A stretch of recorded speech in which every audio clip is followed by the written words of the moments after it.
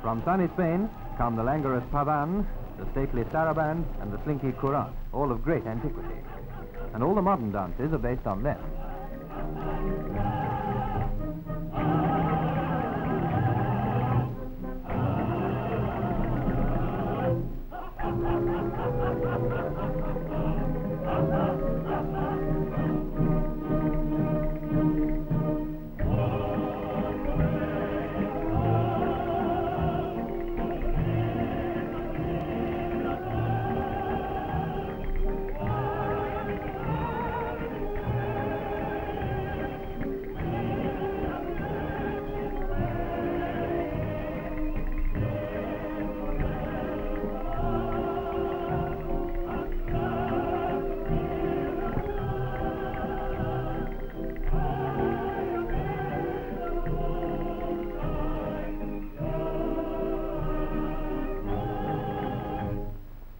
Of the present-day Spanish dances, the most popular are the bolero, the fandango, and la castañeta.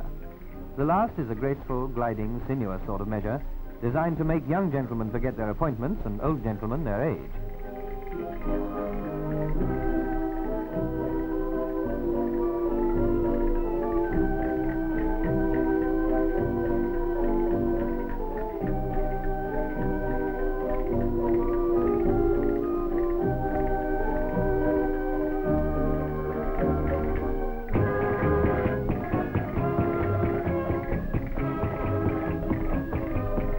Just an old Spanish custom, an expression of what that veteran globetrotter George Morrow described as the gay, contented, irresponsible, sunburnt nature of the people. When you're in sunny Spain, Sonny, the gay senoritas will certainly lead you a dance.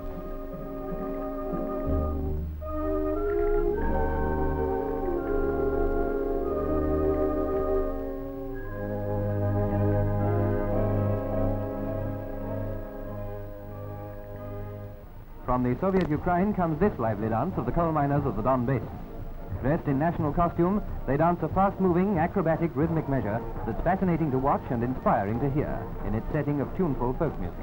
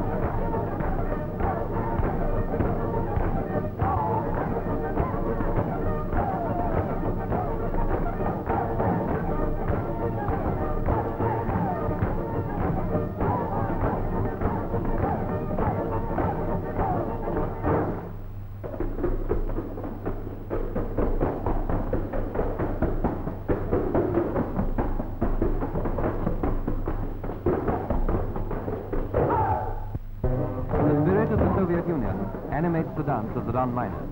It's the spirit of youth, of daring adventure, the spirit that helped to make Russia victorious in the Second World War.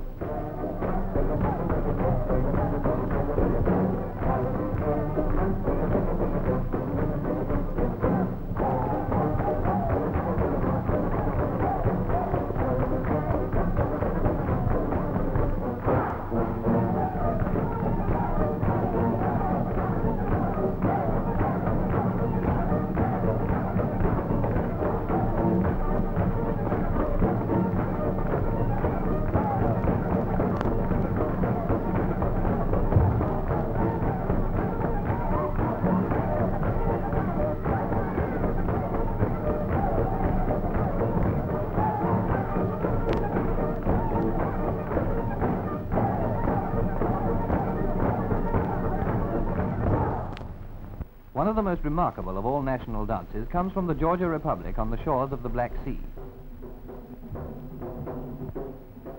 The dance symbolizes a military patrol reconnoitering an enemy position. Very cautiously, the patrol advances, the men turning their heads to watch for any threatening movement.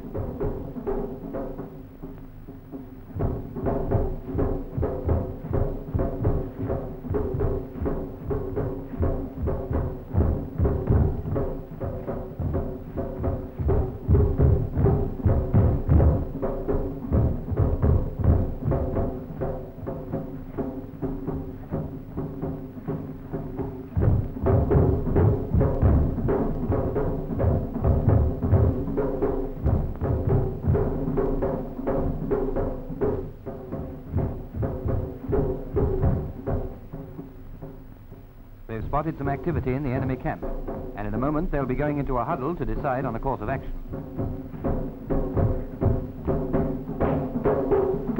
And there they go. The huddle is on. Their heads are together in whispered consultation, and just as restless are their feet.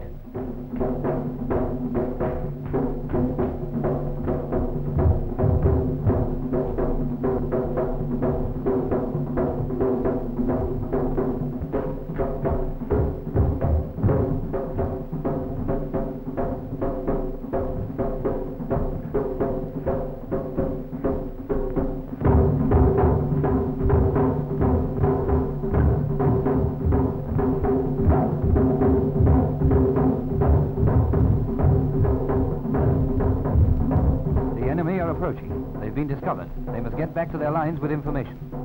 One of them is wounded.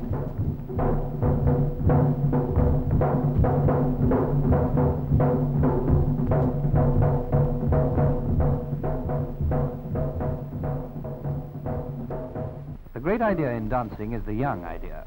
You must catch 'em young. That's how it is anyway at this school, where tiny tots take the first steps on the long road to stardom. Little Elsie in front there prefers to go her own way. Later on, they'll call that temperament.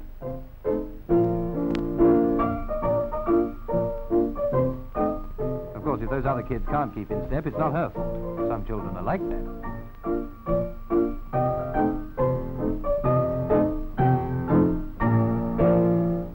Older girls are called to the bar. They're limbering up and learning how to point their toes without losing their balance.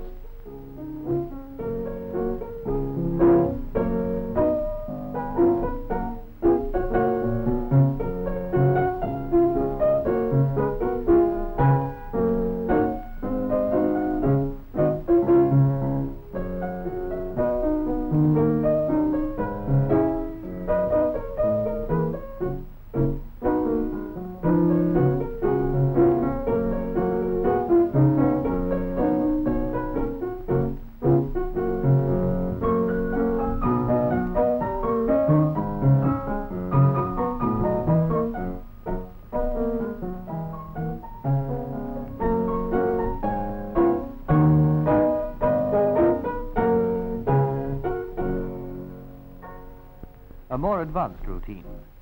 The development of a dancer is a long and painstaking business. But apart from its rewards as a profession, the process helps to mold the young pupils into graceful little elves. Dancing is the department for deportment.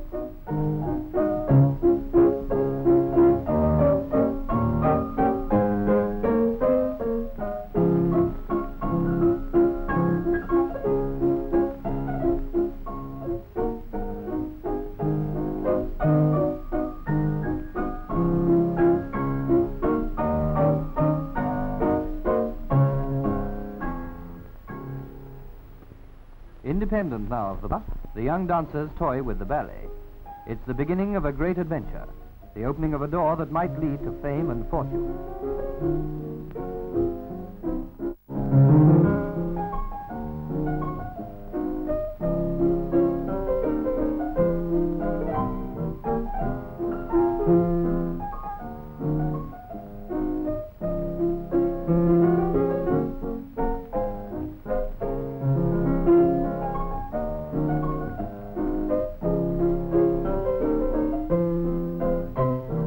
Limbs that might carry their fair owners to the starriest heights are getting into their stride. They are dancing through.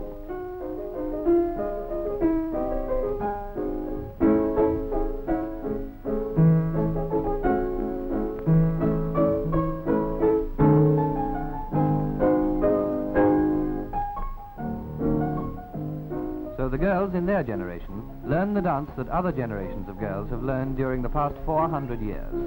The ballet is ever old, ever new.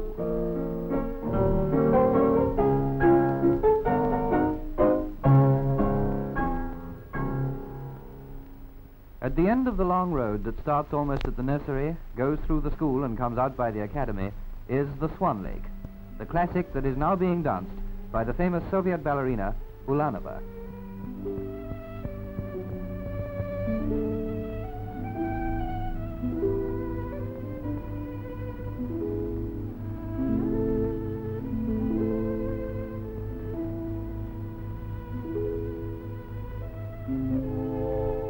Tchaikovsky's plaintive music, Ulanova makes the symbol of the swan very real. She interprets what is the essence of ballet, the eloquent telling of the story by the composite arts of dancing, music, and mime.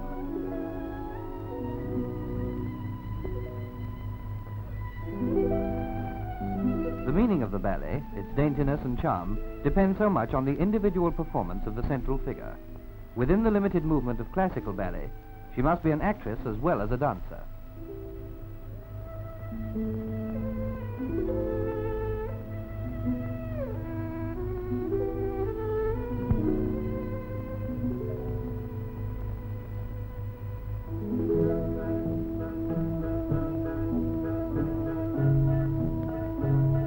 In the 18th century, when the ballet was first introduced into England, it was the exclusive relaxation of the ladies of the court.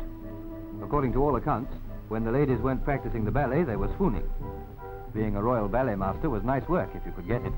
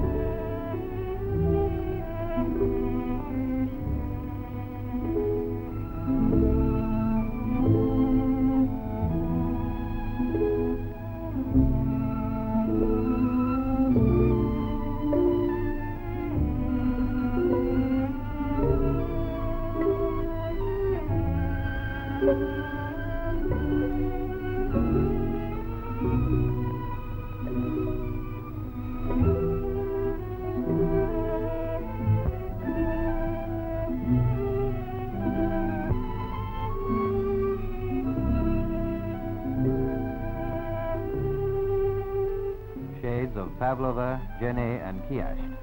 Ulanova is one of the outstanding exponents of the classical ballet, which is still loyal to its traditions. Its beauty is enhanced by its history by the devotion of a multitude of followers.